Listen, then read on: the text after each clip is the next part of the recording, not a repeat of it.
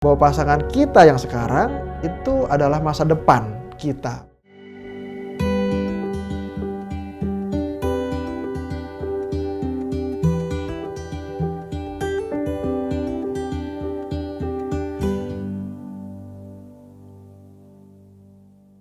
Halo sahabat Gading Konseling, hari ini saya mendapatkan email dari Pak M, ya usia 56 tahun. Ya, dia menceritakan, nama saya M, 56 tahun.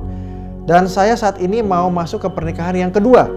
Ya, saya adalah seorang duda dengan 2 orang anak dan saya akan menikah dengan pasangan saya yang juga adalah seorang janda berusia 52 tahun dengan 1 orang anak.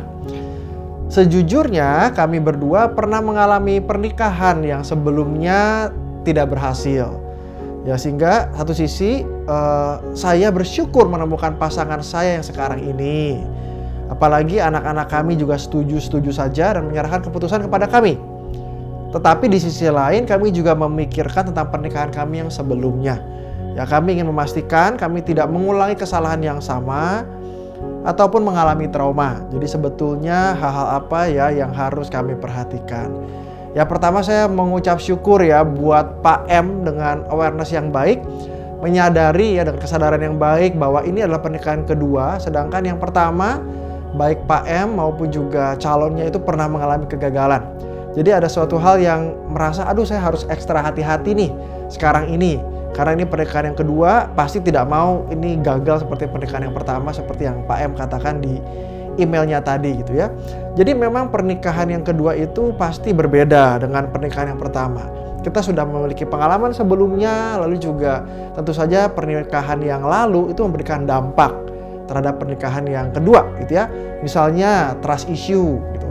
Ada kemungkinan kita mengalami suatu hal yang berhubungan dengan trust issue gitu. Kita memastikan diri kita dapat mempercayai pasangan kita sepenuhnya dan sebaliknya.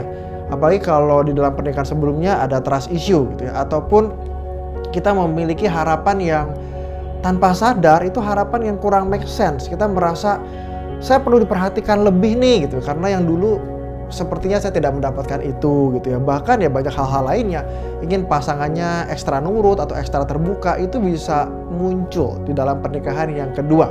Nah, karena itu di dalam setiap pernikahan ya, apalagi secara khusus pernikahan yang kedua, kita tuh perlu mengenali diri dan mengenali pasangan lebih jauh. Lewat apa?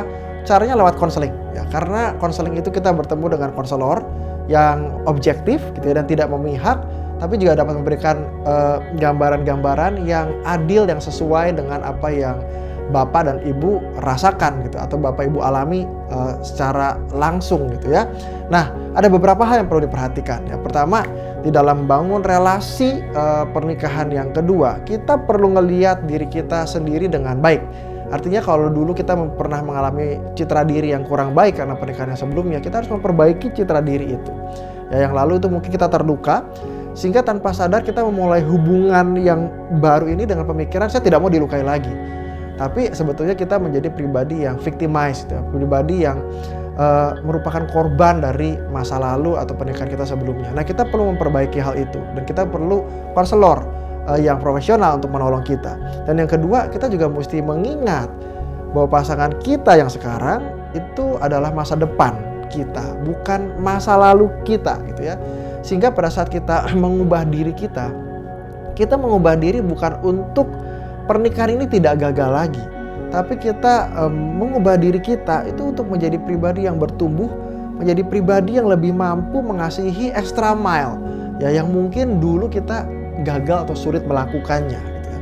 Dan yang ketiga, kita juga perlu membangun komunikasi yang baik, penuh dengan empati, kehadiran kita dirasakan gitu ya.